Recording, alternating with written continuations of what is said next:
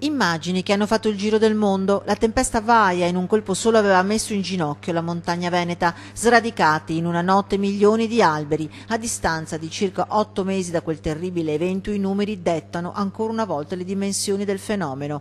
15 milioni di alberi abbattuti, 600.000 metri cubi di legname solo nel Vicentino venduto all'estero, 20.000 i tir necessari per trasportarlo. Un lavoro lungo di ricostruzione che oggi riporta in quelle terre i volontari della protezione civile con una prova di soccorso. 1562 volontari a rotazione metteranno a disposizione 12.500 ore di lavoro per 59 cantieri solo nel Vicentino. Riguardano tutta la parte alta del Vicentino e sono volti al ripristino dei sentieri silvopastorali, quindi tutta quella viabilità dolce per cui è famoso il nostro altopiano di Asiago da un punto di vista turistico.